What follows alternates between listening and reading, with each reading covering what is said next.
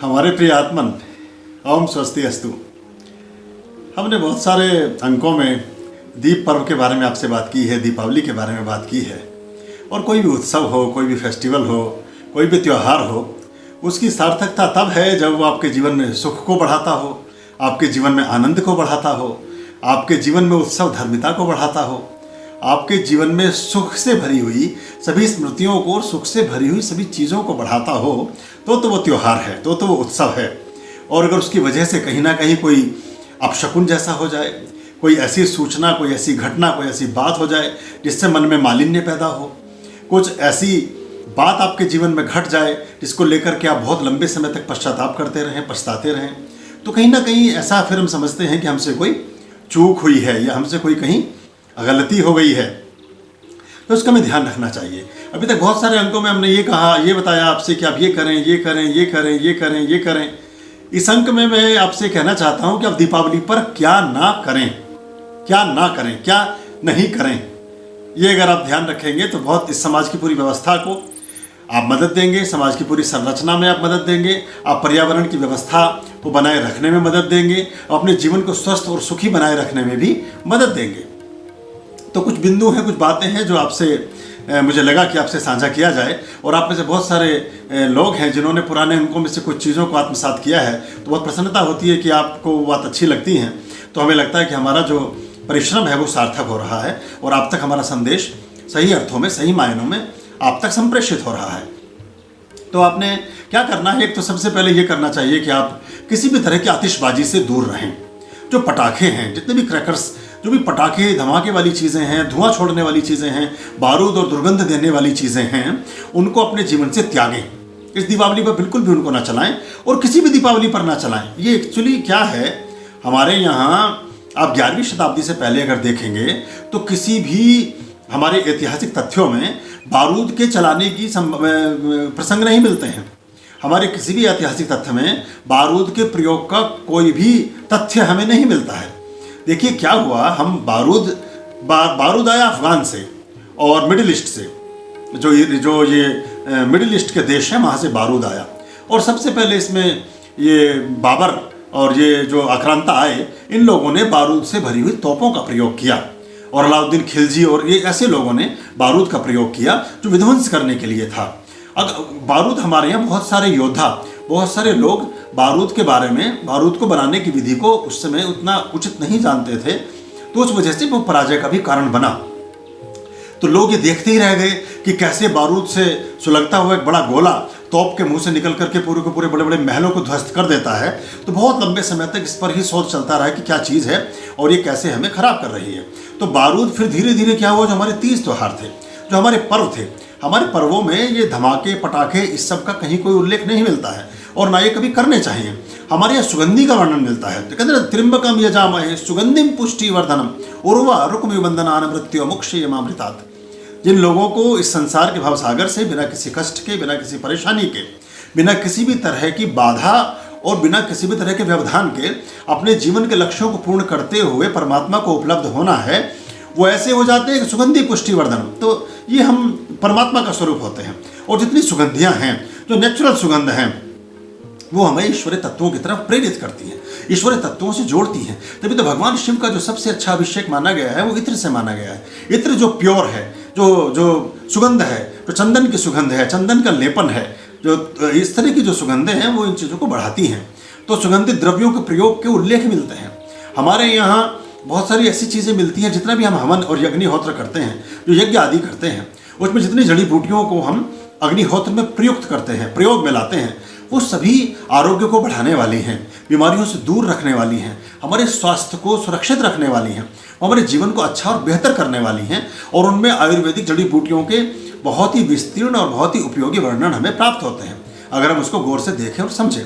तो कहीं पर भी हम दीपक प्रदीप्त करते हैं, हम गाय के घी का दीपक जगाएं, चाहे हम सरसों के तेल का दीपक जगाएं, इनसे कभी भी कोई भी किसी भी प्रकार की दुर्गंध नहीं आती है, अभी तो सुगंध ही आती है। फिर चमेली का तेल है, अलसी का तेल है, बादाम का, जितने भी तरह के तेल हैं, जब तक उनमें कोई मिलावट नहीं है, तो उनसे जब आप दीपक प्रदीप्त करते हैं तो वो अच्छा रहता है। रिफाइंड तेल का दीपक बिल्कुल ना जगाएं। तिल के तेल के बाकी चीज़ों के मैंने प्रयोग बताए हैं, कहाँ करना है उसको वैसे ही करें। तो एक तो पटाखे ना चलाएं। इससे एक काम और होता है, एक तो क्या होता है कि वातावरण तो दूषित होता ही होता है। वातावरण हमने अपने आप ही बहुत सारा दूषित कर रखा है। बड़े शहरों में तो बहुत ज़्यादा स्थिति खराब हो गई है। अभी दिल्ली का जो आप देख रहे हैं, जो मीटर जो वायु की गुणवत्ता को मापता है, वो 500 को टच कर रहा है। तो ये 200 से 225 से ऊपर होते ही ये खतरनाक होने लगता है, खराब होने लगता है। तो 500 का मतलब तो ये है कि वो जगह रहने लायक नहीं रही। अब वहाँ रहना खतरे से खाली नहीं है। और वहाँ आप ऐसा मानकर चलें कि अगर आपको आपके फेफड़ों को 100 ग्राम, एक मोटे तौर पर आपको समझा रहा हूँ, 100 ग्राम ऑक्सीजन चाहिए तो आपको 10, 20, 30 ग्राम ही ऑक्सीजन मिल रही है। तो कैसे काम चलेगा आपका? ये एक फ़र्क आ जाता है उसका, इससे भी कमी प्राप्त होती है। तो ये आप ध्यान रखें। तो ऐसे में पटाखे चला करके वातावरण और दूषित होता है। और धमाके से बहुत सारे काम, एक और बहुत महत्वपूर्ण बात है। देखिए, इसमें जब हमारे पाठ शुरू होंगे, जब हमारे अनुष्ठान शुरू होंगे, तो प्रदोष काल से लेकर के फिर निशीत काल, फिर महानिशीत काल, फिर तंत्रोक्तम जो हमारे विशेष अनुष्ठान और अधिष्ठान के समय हैं, मुहूर्त हैं, उसमें क्या है कि एक आदमी बैठा हुआ कहीं घर में पाठ कर रहा है, या कोई आदमी बीमार घर में लेटा हुआ है, या कोई माता अपने गर्भस्थ माता है, अपने बच्चे के साथ वो अपने स्वास्थ्य की रक्षा कर रही है, या कोई छोटे बच्चे जिसने भी जन्म लिया है, या जो बच्चे भी जन्म लेने वाले हैं, या पशु पक्षी जो आराम कर रहे हैं, जो जितनी चिड़िए हैं, जितने पक्षी हैं वो आराम कर रहे हैं, जो पशु हैं आपके आसपास, कुत्ते हैं, कुछ हैं, वो आराम कर रहे हैं। उन सबके उस आराम में, उनकी उस पूरी दिनचर्या में, उनके उस व्यवस्था में खलल पड़ता है। वो इस सबसे डिस्टर्ब होते हैं। और कोई साधक, कोई आदमी पूजा पाठ कर रहा है और आपने कोई कहीं पटाखा बजाया है तो उसका ध्यान भंग होता है। फिर उसके मन से जो आपके लिए अपशकन, उसके मन से, उसके विचार से अगर आपके लिए कोई अपशब्द निकलता है तो वो अपना काम प्रारंभ कर देता है। आपको पता भी नहीं चलता कि आपने अप्रत्यक्ष रूप से, अनजाने में ही, अनचाहे ही किस तरह के दुर्भाग्य को अपने लिए आमंत्रित कर लिया है। तो ऐसे कोई बीमार आदमी है, जब उसको सुविधा होती है तो वो भी, उसके परिवार के व्यक्ति या वो खुद भी, अगर कोई बीमार आदमी किसी घर में है और उसको असुविधा होती है, उसके परिवार के व्यक्तियों को ये खराब लगता है, तो वो भी आपके लिए कोई अच्छा वचन नहीं निकालेंगे, बुरा ही सोचेंगे, इसने भी ये पटाखा चलाया है। हाँ, इस तरह से हम अपने अनावश्यक कर्म भी सृजित करते हैं। हम अपने कॉस्मिक जोन में ऐसी ऊर्जाएं और ऐसे विचार भी संग्रहित करते चले जाते हैं जिनकी हमें अपने जीवन में कोई आवश्यकता कदापि नहीं होती। तो इस पर आप ध्यान करें। इसमें एक और महत्वपूर्ण बात है, जैसे मैंने बताया कि देखिए, इन बड़े शहरों से पक्षी नदारद हो गए हैं। उसमें वातावरण का बहुत बड़ा प्रभाव है, पर्यावरण का बहुत बड़ा प्रभाव है, और ये हमारे धमाके और इस तरह की चीज़ों का है। इनमें से आधे से ज़्यादा पक्षी तो बहरे हो जाते हैं। जो कुत्ते हैं, सबसे ज़्यादा इसमें जो डैमेज होता है वो होता है डॉग्स फैमिली को। जो कुत्ते हैं, और वो कुत्ते जो स्ट्रीट डॉग्स हैं, बल्कि घर में बंधे हुए भी, इतने आतंकित और इतने भयाक्रांत हो जाते हैं कि आप उसको कभी कल्पना भी नहीं कर सकते हैं। कुत्ते की श्रवण क्षमता, जो कुत्ता होता है उसकी सुनने की क्षमता हमसे 50 गुना, 20 गुना, 100 गुना ज़्यादा तक होती है। अलग अलग नस्ल के हिसाब से अलग अलग होती है। तो उनके लिए तो ऐसा समझिए जैसे उनके सर पर आपने कोई परमाणु बम फाड़ दिया, और वो फिर आपने यहाँ पटाखा छोड़ा, वो कुत्ता डर के थोड़ा आगे बढ़ा, वहाँ फिर किसी ने पटाखा छोड़ दिया, वो फिर डर के फिर दूसरी गली में चला गया, फिर वहाँ भी किसी ने पटाखा। ऐसी सूचनाएं मिलती हैं। अगर उसका कोई, कहीं आप इसका कोई सर्वे करें या इसको कहीं रिकॉर्ड रखना शुरू करें कि हज़ारों कुत्ते दीपावली की रात में नदारद हो जाते हैं, शहरों से बेचारे रास्ता भटक जाते हैं, वो जंगलों में चले जाते हैं, वो उधर जाते हैं जहाँ पटाखे नहीं चल रहे होते हैं। तो यही हम अन्याय करते हैं। और बहुत सारे कुत्ते हमेशा के लिए अपनी श्रवण क्षमता खो देते हैं। बहुत सारे बच्चों की आँख, नाक, ENT, आँख, नाक और कान इसलिए खराब हो जाते हैं कि वो दुर्गंध से और पटाखों से उसके प्रहार को नहीं सह पाते हैं। तो इससे आप बचने का प्रयास करें, ये बिल्कुल ना करें। ये काम और बहुत महत्वपूर्ण जो सबको अंडरलाइन करना चाहिए। इस कोविड-19 के समय में हम सभी लोग किसी न किसी रूप में कोरोना से भयाक्रांत हैं, या कहीं ना कहीं कोई ना कोई हमारे परिवारों में इस तरह की बीमारियों से कहीं ना कहीं जूझ रहा है। तो ऐसे में ये पूरी की पूरी जो बीमारी है, ये फेफड़ों को इफेक्ट कर रही है, हमारे लंग्स को इफेक्ट कर रही है। इसका सबसे बड़ा जो प्रभाव पड़ रहा है वो हमारे ENT सिस्टम पर पड़ रहा है। तो ये हम बारूद चला करके, हम ये दुर्गंध पैदा करके, धुआं और प्रदूषण करके उसको और अधिक बढ़ा देते हैं। उससे हमें बचना चाहिए। एक और सबसे महत्वपूर्ण बात जो आपको सबको ध्यान रखनी है, खास तौर से उन माता पिताओं को जिनके घरों में बच्चे हैं, इन दिनों सभी लोग बहुत कॉमन तरीके से, बहुत साधारण तरीके से सैनिटाइज़र का इस्तेमाल कर रहे हैं। अपने हाथों पर सैनिटाइज़र लगा रहे हैं। सैनिटाइज़र में अल्कोहल होता है, और अल्कोहल अग्नि का सबसे बड़ा सुचालक है। सैनिटाइजर लगा करके कोई दीपक ना जगाएं, सैनिटाइजर लगा करके कोई मोमबत्ती ना जगाएं, सैनिटाइजर लगा करके कोई पटाखा ना चलाएं। पहले तो पटाखा चलाना ही नहीं है आपने, लेकिन अगर आप दीपक भी करते हैं और गीला सैनिटाइजर अगर आपके हाथ पर है तो कोई भी अनहोनी हो सकती है। बहुत ध्यान से रखें, बिल्कुल उस दिन आप सैनिटाइजर का इस्तेमाल ना करें, या सैनिटाइजर का इस्तेमाल कर रहे हैं तो इस प्रक्रिया को ना करें। कुछ हम कई बार भूल जाते हैं, बच्चा है अभी सैनिटाइजर हाथ करके, सैनिटाइज तो उसने इसलिए किया है कि इधर उधर से चीज़ें आई हैं, उससे सुरक्षा के लिए किया है, लेकिन भूल चूक में आपने जो दीपक है उनको जगाकर एक थाली बच्चे के हाथ में दे दी है। वो जैसे ही बच्चा पकड़ेगा तो उसकी संभावनाएं हैं कि कहीं वो अग्नि उसके हाथ को ना पकड़ ले, तो उसको स्किन ना जल जाए उसकी, या कोई और दुर्घटना ना घट जाए। इस बात का विशेष ध्यान रखिएगा। मिठाइयों के प्रयोग के बारे में मैंने आपको बताया था अपने एक अंक में। मिठाइयाँ ना खरीदें ना किसी को दें। ये मिठाइयाँ सब बेकार होती हैं, ये इनमें कुछ फ़ायदा नहीं होता। चॉकलेट्स वगैरह इन सब चीज़ों से बचें। अगर आप वास्तव में किसी को कुछ देना चाहते हैं तो बहुत सस्ता और अच्छा उपाय हमने आपको बताया था। स्टील के डब्बे खरीद लें, उनमें किशमिश भरें और लोगों को बांटें, उसमें छुहारा भरें, लोगों को बांटें, उसमें मुनक्का भरें, लोगों को बांटें, उसमें आप अंजीर भर लें, उसमें आप बहुत सारे ड्राई फ्रूट्स मीठे हैं वो भर करके आप लोगों को दे सकते हैं।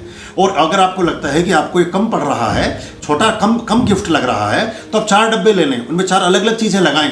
और आपको जान के आश्चर्य होगा कि कई के 1000 रुपये में भी जब हम मिठाइयाँ, चॉकलेट्स के बंच और जो और चीज़ें नहीं खरीद पाते हैं, ये काम आपका बहुत कम, ये सैकड़ों रुपये में ही हो जाएगा आपका काम। ये सस्ता और अच्छा उपाय है। जिसको देंगे वो वर्ष भर संभाल कर रखेगा। मुझे ऐसे बहुत सारे हमारे साथ ऐसे लोग जुड़े रहे जो किसी न किसी रूप में सेवा का कार्य करते रहे। वो हमेशा कहते थे कि गुरुजी आपके यहाँ से 4 डब्बे आ गए, अब हमारा सेट पूरा हो जाएगा, 2 और आ जाएंगे। पिछले 4 सालों से मिले हैं, 3 सालों से मिले। लोग उसको संग्रह करके रखते हैं। अच्छी क्वालिटी का लें, सस्ता ना लें, अच्छा लें, अपने कम दें, अच्छा दें, कोई फ़ायदा नहीं है उससे। और जब आप एक और इसमें खास बात देखेंगे, जिसको भी आप अपना उपहार देंगे उसके घर में वो प्रयोग होगा। बहुत लोग बताते हैं कि गुरुजी आपके यहाँ के गिफ्ट का लोग इंतजार करते रहते हैं, वो बच्चे पूछते हैं कि वो किशमिश कब आएंगी या वो चीज़, तो आप भी कर सकते हैं सब, और ये बहुत अच्छा होगा। गत्ते से, प्लास्टिक से, इस सब कचरे को हम पैदा करते हैं। अगले दिन सारा ढेर घर के बाहर लगा होता है, फिर उसको कोई जलाता है, कोई सकेटता है, बहुत सारी समस्याएं हम औरों के लिए पैदा करते हैं। उसमें आदमी अपना भोजन रख सकता है, उसमें अपना कोई टिफ़िन बना सकता है, उसमें रसोई में गृहिणियाँ अपने मसाले रख सकती हैं। किसी भी चीज़, वो आपका दिया हुआ उपहार काम आएगा, और आप देखेंगे कि व्यक्ति उसके लिए आपको अच्छे ढंग से एक धन्यवाद के भाव से भरा होगा, जिसको भी आप वो देंगे। तो ये आप करें, ये सस्ता भी पड़ेगा। आप देखना, ये बाजार की मिठाइयों से सबसे बहुत सस्ता पड़ेगा और बहुत अच्छा होगा, और लोगों को ठीक भी लगेगा, और इस उपहार को कोई आगे बढ़ाएगा भी नहीं, किसी और को भी नहीं देगा।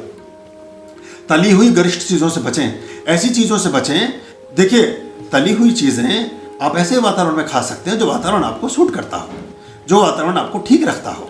तली हुई चीज़ों में जो रिफाइंड ऑयल का हम इस्तेमाल करते हैं, रिफाइंड का तेल का इस्तेमाल कभी नहीं करना चाहिए। सरसों के तेल में आप करें जो भी तलाई करनी है। घी में कर सकते हैं, पर्टिकुलर कुछ चीज़ें हैं, और फिर बार बार उसका कई बार इस्तेमाल नहीं करना चाहिए। बड़े अपने आप में एक विधि है। तो बचें, ऐसी चीज़ों से बचें जो हाई कैलोरी की चीज़ें हैं, उनसे बचें।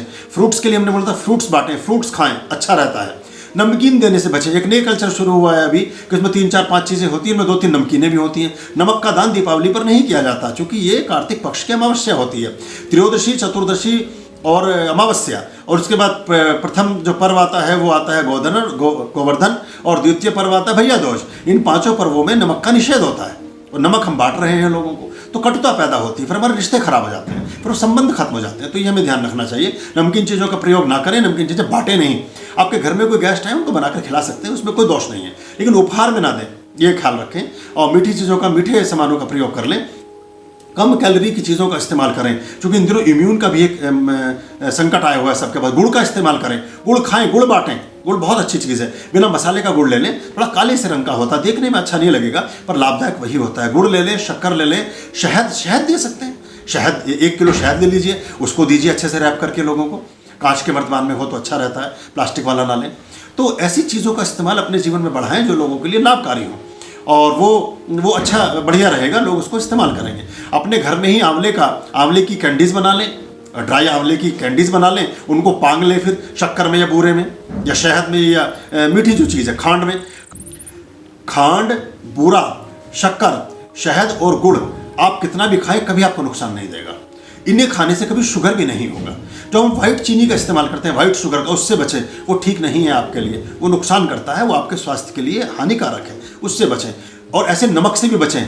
जो वाइट नमक और वाइट शुगर, ये दोनों जहर हैं, अपने किचन में ना रखें, इनको फेंक दें बाहर। इनका कोई अच्छा प्रयोग नहीं होता, ये आपके लिए लाभदायक नहीं है। सेंधा नमक का इस्तेमाल शुरू करें, जो लाहौरी नमक आता है, सेंधा नमक पूरे भोजन में उसी को डालें। बीपी से संबंधित और कई बीमारियों से संबंधित चीज़ों से आपकी मुक्ति प्राप्त होगी आपको, ये आप कर लें।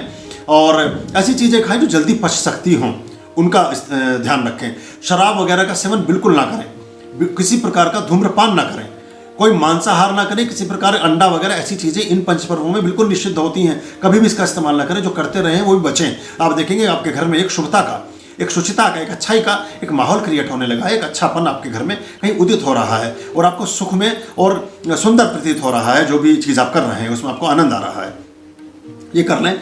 और इसके साथ आप एक काम और करें कि जैसे चने की बर्फ़ी बना लीजिए, मूंग की दाल का हलवा बना लीजिए, सूजी का हलवा बना लीजिए, आटे का कड़ा प्रसाद, आटे का जो हलवा बनता है वो बना लीजिए। कोई भी मिठाई बनाइए घर में बना लीजिए और उसका जो बाखर बनाएंगे, उसका जो आप ग्रेवी पार्ट बनाते हैं जिसमें उसको डुबो करके पांगते हैं, उसको उसमें चीनी का मत बनाइए। उसको आप करके देखना, आप शक्कर का बनाइए या बूरे का बनाइए। बूरा पिसी हुई चीनी नहीं होती है, लोग गलत समझते हैं। वो मसद से कुट करके कढ़ाओं में अलग ढंग से बनता है, रॉ फॉर्मेट होती है वो, उसका आप इस्तेमाल कर सकते हैं। आप गन्ने के रस से खीर बना सकते हैं अपने घर में, आप किसी भी तरह के दूध की खीर बना सकते हैं। मीठे का इस्तेमाल करें, नेचुरल मीठे का इस्तेमाल करें, वो अच्छा रहेगा। और घर में बनाई हुई मिठाई का इस्तेमाल करें। जुआ वगैरह ना खेलें, ये जुआ सट्टा ये सारी चीज़ें पता नहीं कहाँ से हमारे पर्वों में घुस गई, इनका कोई विधान हमारे किसी शास्त्र में कहीं नहीं मिलता है। ये इन सब चीज़ों से बचें और इनमें बिल्कुल भी ना फंसें। कोई कमेटी वगैरह में न डालें, कभी भी कमेटियों में ना फंसें। कमेटी वगैरह सब फ्रॉडमेंट है, ये एट द लास्ट मोमेंट आपको इसमें धोखा ही मिलेगा। आप करके देख लेना इसको। कमेटी वगैरह बिल्कुल नहीं डालनी चाहिए कभी भी। ये सब चीज़ें छलावे की भुलावे की चीज़ें हैं, जो आपके पास अपनी गांठ में पैसा है उसकी भी गंवा देंगे आप, और बाद में बैठ के पश्चाताप करेंगे कि आपने क्या काम किया। इन सबसे बचें, छोटे लालचों से, छोटे लोभ से बचें और शांत रहें। अच्छे वस्त्र पहने, अपना मन शांत रखें, ओम का जाप करें, लक्ष्मी का जाप करें। दिन में करते हैं तो ओम का करें, शाम को करते हैं तो लक्ष्मी और भगवान विष्णु का जाप कर सकते हैं। ये सब कर लें, ये आपके लिए अच्छा रहेगा। और इसमें खास तौर से ये बात है कि क्या क्या आपने नहीं करना है, ये बात ध्यान में रखें। और किसी प्रकार का कलह कलेश भी घर में ना रखें, प्यार से रहें और accept situations as they are, accept people as they are. उनके साथ एडजस्ट करने की कोशिश करें, क्योंकि सब हमारे अपने और अपने ही लोग हैं। उनको इस साथ ख्याल रखेंगे तो सब चीज़ें अच्छी और बेहतर होती जाएंगी। ये दीपावली आप हमारे साथ मना रहे हैं तो आपकी दीपावली में एक नयापन हो, आप हमारे साथ संबद्ध हुए हैं तो आपकी दीपावली में एक नूतनता हो। और अगर आपने जितनी बातें मैंने आपसे कही हैं, मेरा आपसे एक बहुत ही प्रेम पूर्वक ये वादा है, अगर आपने बस आधी बातें भी आत्मसात की तो आपको कुछ बदलाव महसूस होगा आपके अंदर। आप रीइंकार्नेशन की तरफ जाते हुए प्रतीत होंगे। आपको अपने अंदर एक सकारात्मक बदलाव महसूस होने लगेगा और उसका एक अच्छा प्रतिफल आपको अपने सराउंडिंग्स में दिखने लगेगा। आपको सबसे पहले अपने परिवार में उस अच्छाई का प्रतिबिंब प्रदर्शित होगा, जिससे आपके जीवन में सुख, शांति, आनंद, उल्लास, वैभव, आरोग्य, संपदा, धन, कीर्ति, यश, प्रतिष्ठा, मैत्री, सहयोग, सामंजस्य, ये सब फलित होता हुआ दिखाई देने लगेगा। आपका जीवन सुखमय हो, आनंदमय हो, खूब प्रसन्नता में हो, खूब उत्सवमय हो, खूब अच्छे से आप रहें, खूब प्रसन्न रहें। अनंत आशीष, हार्दिक प्रेम। ओम स्वस्ति अस्तु। एक बार पुनश्च आपको बहुत बहुत बधाइयाँ और शुभकामनाएं।